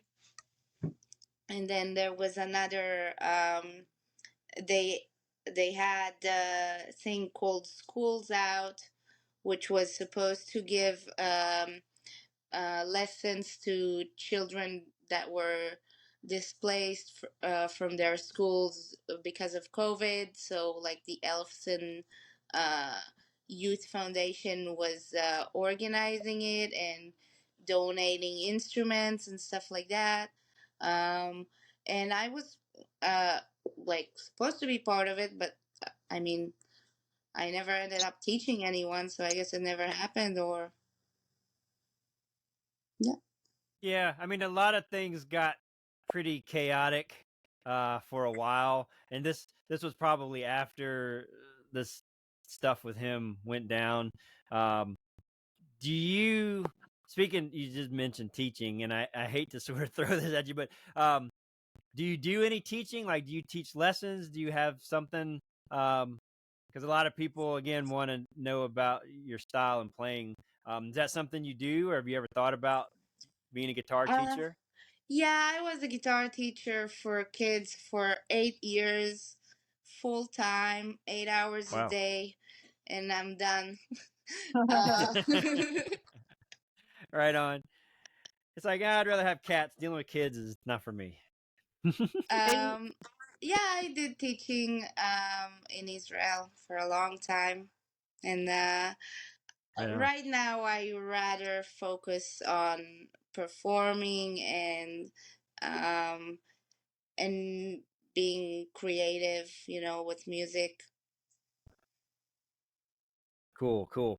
hey, Well, I have a very short, I'll make it 30 seconds. Cool story about Dave no worries. Ellefson, but it really has to do with animal rights, which I know you will appreciate, Zeus.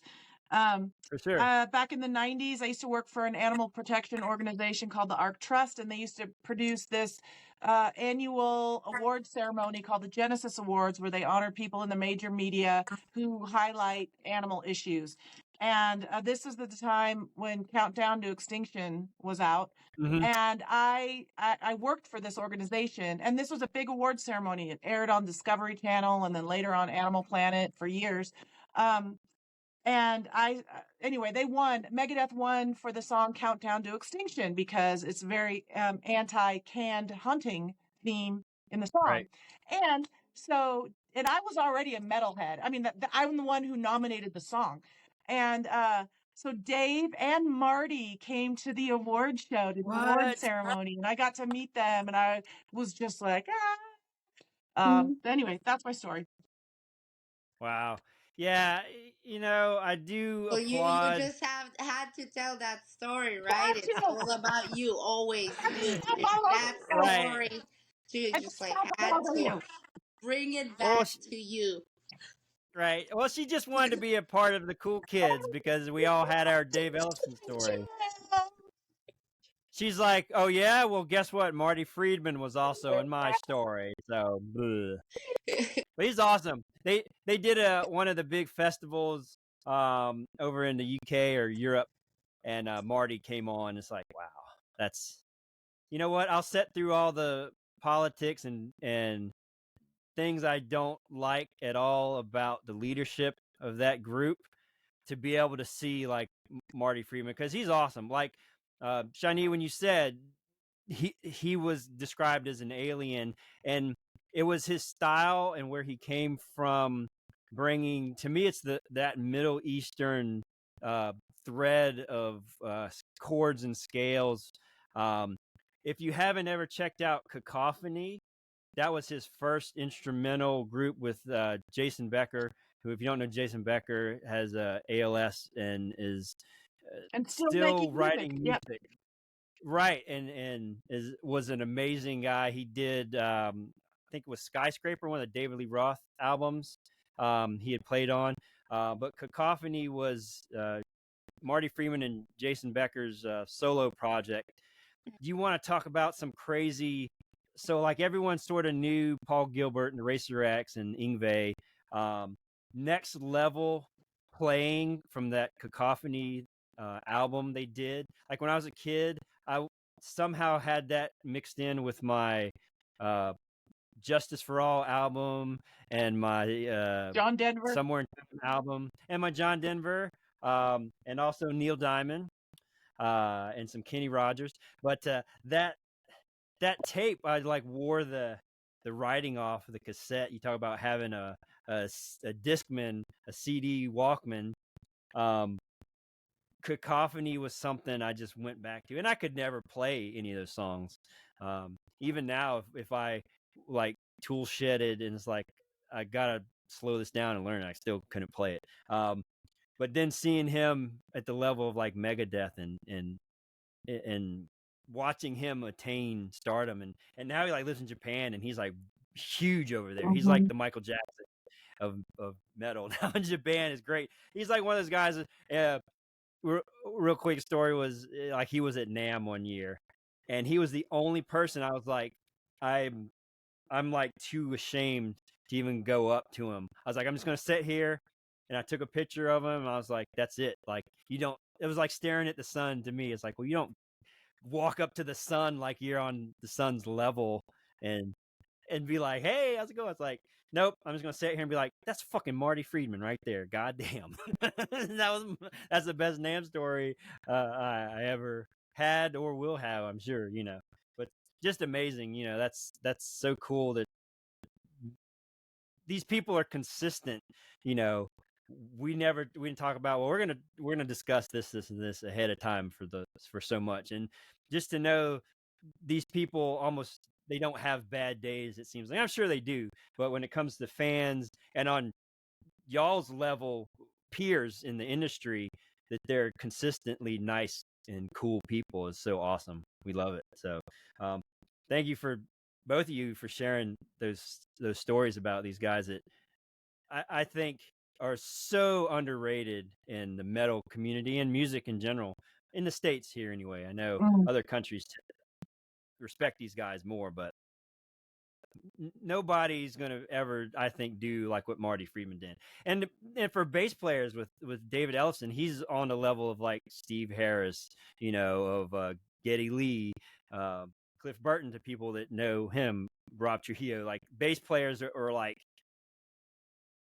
bass isn't just like something going with the drums, it's driving songs and metal and creating like this thing. So yeah, Dave's definitely the top David of my list for just super influentials, that they aren't the other guy that you're like, I really appreciate this person's art, but now I've met them and it's like I can't listen to your music anymore. And I'm sure we have plenty of stories on that end to talk about. But Kirsten, Shani, I really appreciate so much y'all being here and making our little format just fly, like stuff flowing so organically. It's great, and hopefully people enjoy watching. I really would like to do a part 2 with both of you, time permitting, sometime in the next, at least this season. A part 2 of this would be great to address more of the techie stuff. Like I wanted to get into like the horror movie aspects. Shani's known as a huge horror fanatic. Real quick, do you have a favorite horror movie or writer? What's your jam? It's like, I gotta watch something now, and like, what's your go-to?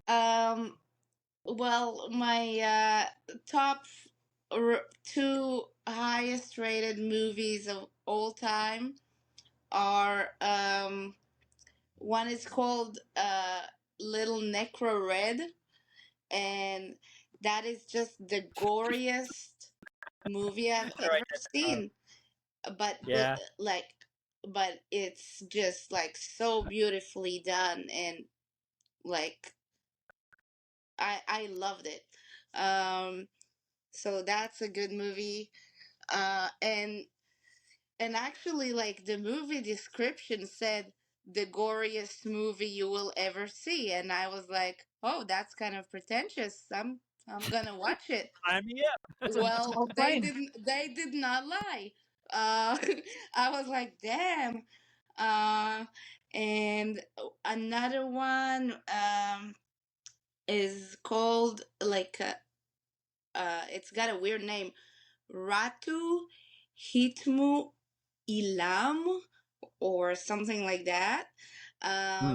If you go to my highlights on my Instagram and you go to SKDB, which stands for Shani Kimelman Database, for horror movies that I've watched and rated there, it should be in 2021. And that movie is insane too. The last scene there just blew my mind.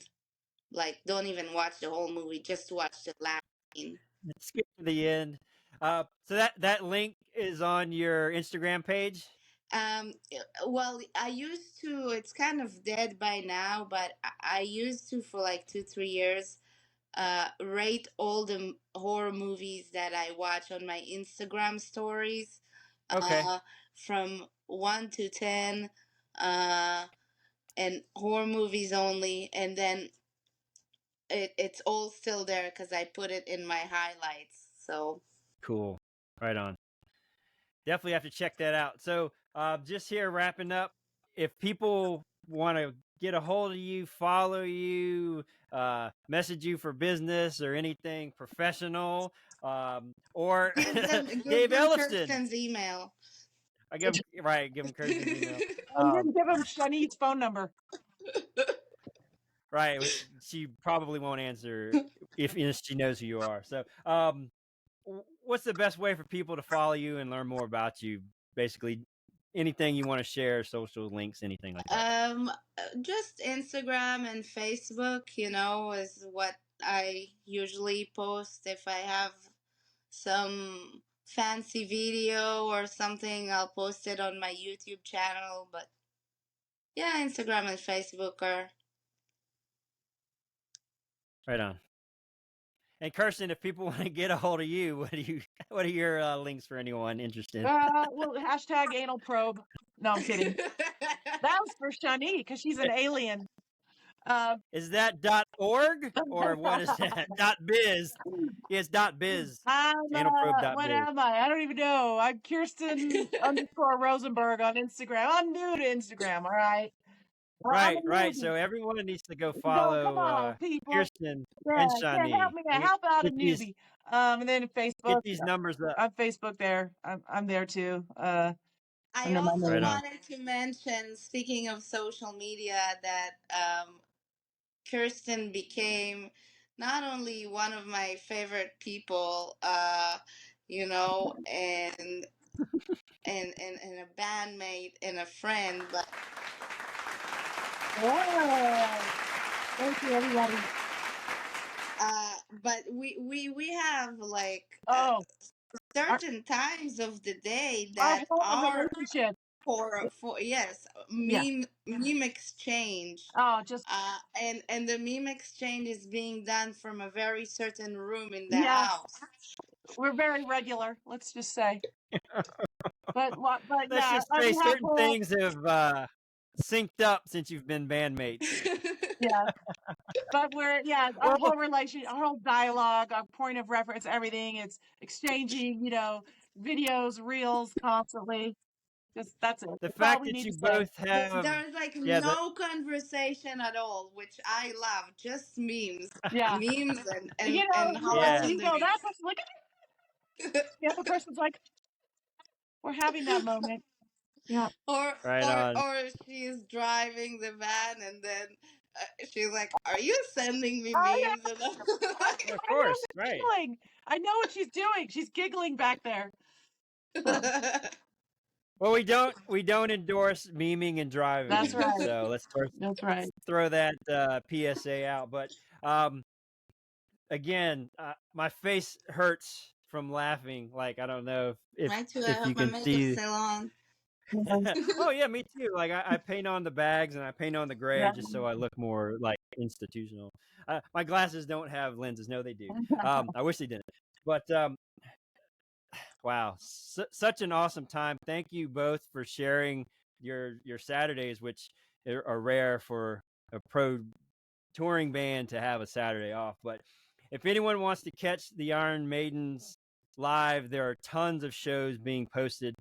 Stop asking when they're going to play a city when it's on their website or Facebook or Instagram. It comes up. They have no say really within certain reasons, options of where they play, unless you're like me. That's in the thread, that the original post has the city, and people are like, when are you coming to Phoenix? Be like, really? Did you not just read? It says Phoenix. There's the city. You know what I mean? It's like three posts ago is when we're playing Phoenix. Yeah. We played there last night. That I texted that you. You didn't. literally has happened multiple times. Yeah, you didn't get the text. You need to stop memeing and look at the text I sent you for that. Would love to have you both back if that's in the cards. Hopefully this season. What a banger to start off with. No disrespect, just laughing and being educated to me is why I continue to do this podcast. Why we both, Jack and I, do it. It's so enlightening. But to just know there's people out there that are doing what they do and loving every minute and living for everybody. Living after midnight. Sorry to throw a priest quote in there, but when it's 2 minutes to midnight, you got to live after midnight. Well, there you go. I'll close with that. Thank you both again for being here. Please follow Shani Kimelman on Instagram. Check out her YouTube page. I think the link is on there. Any last closing words if you guys want to shout out anything? Now's the time, or we'll just cut it short and be like, we're out. Peace. Just the Iron Maidens. I don't even know what I should know what our handles are. Well, it's all over Instagram and Facebook. Iron Maidens official. You'll find us. Yeah, the Iron Maidens official. I've been Zeus. This has been Sounds and Grounds. Thanks for hanging out. Stay metal, and we'll see you next time. Thank you. Bye. Bye. Thank you.